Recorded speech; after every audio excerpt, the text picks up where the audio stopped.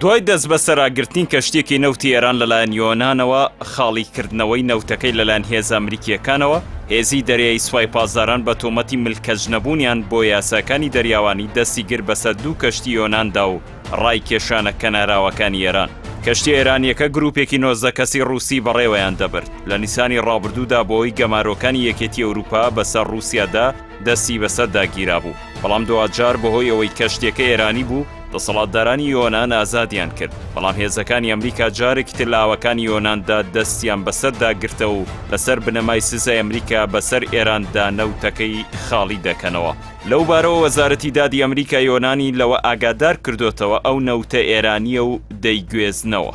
لە پاش 2 سەعات لە کۆبوونەوەی ئەنجومەنی باڵای ئاسایشی نەتەوەی ئێران بۆ وەرگرتنی ڕێوشوێنی پێویست بۆ وەڵامدانەوەی یۆنان، هێزی دەریای سوپای پازداران دەستی گر بەسەر 2 کەشتی نەوتکێشی یۆناندا و ئاڕاستەی کەناراوەکانی ئێرانی کردن.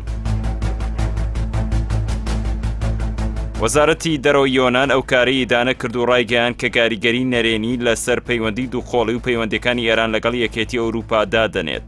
وەکو هێورکردنەوەی دۆخەکەش سعید خەتیبزادەی وتەبێژی وەزارەتی دەرەوەی ئێران ڕایگەیان کەشتیەوانەکان لە ئاسایش و تەندروستی تەواودا.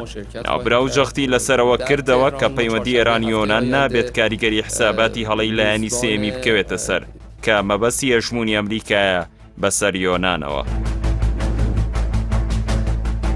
لەو کاتەوە کە ئەمریکا لە ڕێکەوتنامەی ئەتۆمی پاشەکشەی کرد و سەختترین سزا و گەمارۆیی یەکلایەنەی خستە سەر ئێران، چەندین جار گوشاری خستە سەر هاوپەیمانەکانی تا دەست بە سەرداگرتنی کەشتیە نەوتەڵگرەکانی ئەو وڵاتە ڕێگری لە فرۆشتنی نەوتەکەی بکات. ئێران لە وەڵامی ئەوەدا دەستی بەسەر کەشتی و وڵاتانەدا دەگرت و ناچاری دەکردن بە ئازادکردنی کەشتی و دەریاوانەکانی. توێژەری ئێرانی مەهدی عەزیزی دەڵێت تاران ئەو کارە یەکلایەنەی ئەمریکا بە پێچەوانەی شەرعێتی نەدوڵەتی دەزانێت، بۆیە وەڵامی ئەو کارانەی ئەمریکا و هاوپەیمانەکانی بە هەمان شێوەی ئەوان دەداتەوە.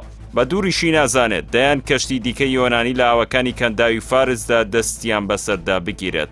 ڕەزا نەسری مامۆستای یاسای نێودوڵەتی زانکۆی تاران بڕوای وایە داخستنی دەرگای دیبلۆماسی ڤێن ناوکردنەوەی دەرگای جەنگی کەشتیەکان زیانی گەورە بە ئێران دەگەێنێت و پەیوەندیەکانی لەگەڵ زۆربەی وڵاتانی جیهان ئاڵۆز دەکات. بۆیە داوای لە دەسەڵاتدارانی وڵاتەکەی کرد ڕێگەیەکی جیاوازتر بگرنە بەر کە تێچوونی کەمتر بێت، ئەویش درێژەدانە بە دایەلۆگی ئەتۆمی ڤێننا.